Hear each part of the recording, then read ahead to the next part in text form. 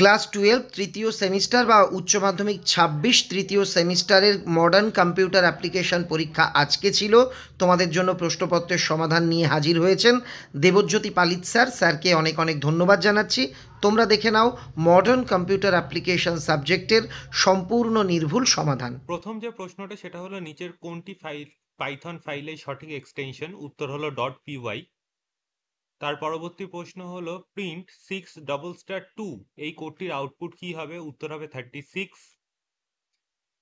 পরবর্তী কোশ্চেন হলো পাইথনের নিচের কোন ডেটা টাইপটি অপরিবর্তনযোগ্য? উত্তর হবে সেট। তারপরের কোশ্চেন হলো পাইথন কোডটি এক্সিকিউট করার সময় কোন ধরনের এরর দেখা যাবে? উত্তর হলো লজিক্যাল এরর। তারপরের কোশ্চেনটা হলো একটি ইন্টিজার ভ্যালুকে ফ্লোটিং পয়েন্ট ভ্যালুতে রূপান্তরিত করার প্রক্রিয়াকে ড্যাশ ধরনের কনভার্সন বলা হয়। অ্যান্সার হলো এক্সপ্লিসিট কনভার্সন। তারপরে একটি বিবৃতি দিয়েছে, দুটি বিবৃতি দিয়েছে, তার মধ্যে থেকে কোনটা সঠিক বা উভয় সঠিক কিনা সেরকম ধরনের একটা কোশ্চেন। প্রথম বিবৃতিটি হলো কন্টিনিউ স্টেটমেন্ট শুধুমাত্র হোয়াইল লুপে ব্যবহৃত হয়, এবং দ্বিতীয় বিবৃতিটি হলো কন্টিনিউ স্টেটমেন্ট ব্যবহার করলে লুপের বর্তমান ইটারেশন স্কিপ করে নেক্সট ইটারেশনে চলে যায়। উত্তরটা হলো অপশন ডি। প্রথম বিবৃতিটি ভুল এবং দ্বিতীয়টি সঠিক। এরপরে কোশ্চেনটা হলো পাইথনে কমপ্লেক্স নাম্বার কিভাবে প্রকাশ করা হয়? উত্তর হলো a প্লাস bj, এটা একটা কমপ্লেক্স নাম্বার, এইভাবে আমরা প্রকাশ করতে পারি। এরপরের কোশ্চেনটি হলো ফর লুপের মাধ্যমে রেঞ্জ ফাংশন ব্যবহার করে i এর মান 1 থেকে 5 পর্যন্ত সেট করার কোডটা কি হবে? উত্তর হলো অপশন এ। তারপরে একটা কলাম ম্যাচিং এর কোশ্চেন রয়েছে। এখানে কোশ্চেনটাতে আমাদের উত্তর হবে হলো অপশন এ। অপশন এ মানে একের যে অপশনটা রয়েছে স্প্লিট, এটার উত্তর হবে হলো স্ট্রিংগুলিকে সাবস্ট্রিংয়ে বিভক্ত করে। তারপরে 2 নম্বর যেটা রয়েছে লেন ফাংশন, এটার সাথে ম্যাচিং হবে হলো অপশন সি, স্ট্রিং এর দৈর্ঘ্য নির্ণয় করে আমাদের লেন ফাংশন, আমরা জানি। 3 নম্বরের যে আমাদের অপশনটা রয়েছে, ফাংশনটা রয়েছে, সেটা হলো টাইটেল। এই ফাংশনটার সাথে ম্যাচিং হবে হলো অপশন ডি, কোনো স্ট্রিং এর প্রতিটি শব্দের প্রথম অক্ষর বড় হাতের অক্ষরে এবং পরবর্তী অক্ষরগুলো ছোট হাতের অক্ষরে পরিবর্তন করতে ব্যবহৃত হয়। আর 4 নম্বর যেটা পার্টিশন, তার সাথে হবে হলো অপশন বি, নির্দিষ্ট সেপারেটরের উপর ভিত্তি করে স্ট্রিংকে 3টে ভাগে ভাগ করা যায়। এরপরের কোশ্চেনটা হলো কম্প্যারিজন অপারেটরের অপর নাম কি? উত্তর হবে রিলেশনাল অপারেটর। তারপরের কোশ্চেনটা হলো পাইথনে কি এবং ভ্যালু জোড়া প্রদর্শন করতে ড্যাশ ডেটা টাইপ ব্যবহার করা হয়? উত্তর হবে ডিকশনারি ব্যবহার করা হয়। তার পরবর্তী কোশ্চেনটা হলো পাইথনে একটি মডিউল ইম্পোর্ট করে ফাংশন ব্যবহার করার সঠিক ধাপ কোনটি?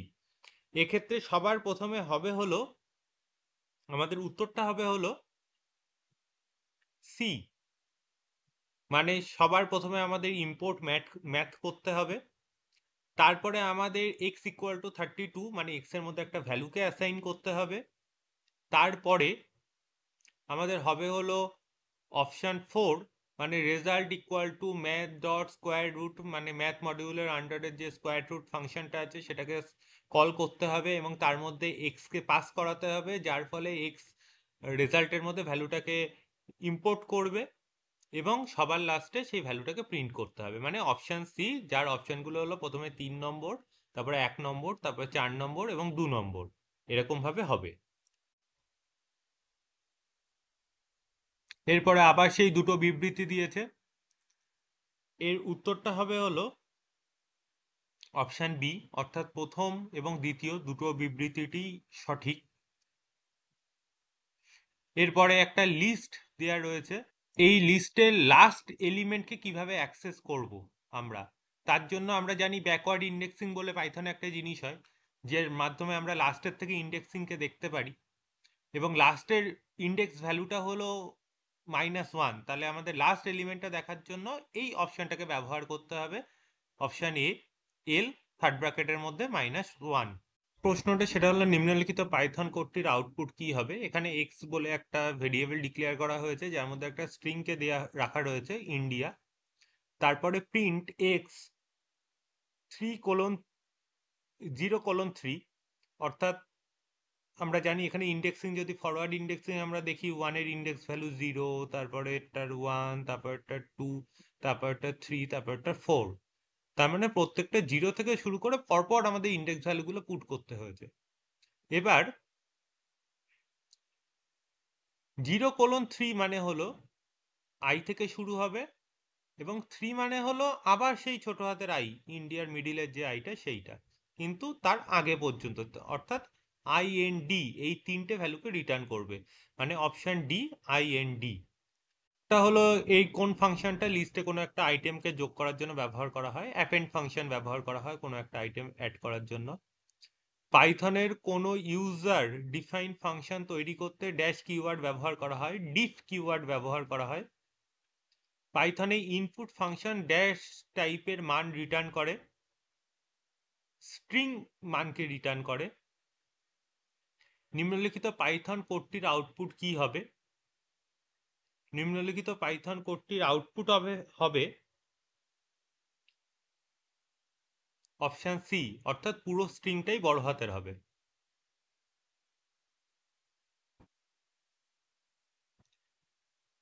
দুটি স্ট্রিংকে একসাথে জুড়ে দেওয়ার জন্য, অর্থাৎ কনক্যাডিনেশন করার জন্য নিচের কোন অপারেটরটি ব্যবহার করা হয়। প্লাস অপারেটর ব্যবহার করা হয়। নিম্নলিখিত পাইথন কোডটির আউটপুট কি হবে। উত্তর হবে হলো 3, অর্থাৎ দশমিকের পরের অংশটা থাকবে না, শুধু ইন্টিজার পার্টটা থাকবে। পাইথনে সিঙ্গেল লাইন কমেন্ট শুরু হয় ড্যাশ চিহ্ন দ্বারা। উত্তর হলো হ্যাশ চিহ্ন দ্বারা।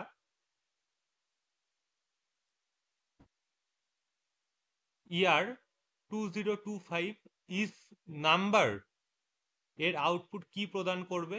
এটা পুরোটা একটা নাম্বার নয়, সুতরাং এটা ফলস আউটপুট দেখাবে। আবার একটি কলাম ম্যাচিং এর কোশ্চেন,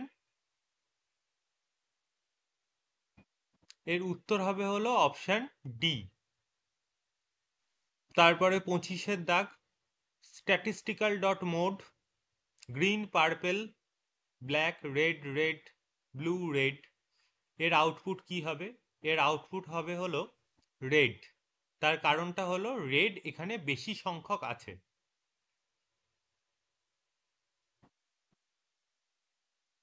ইউপিআই এর ফুল ফর্ম কি।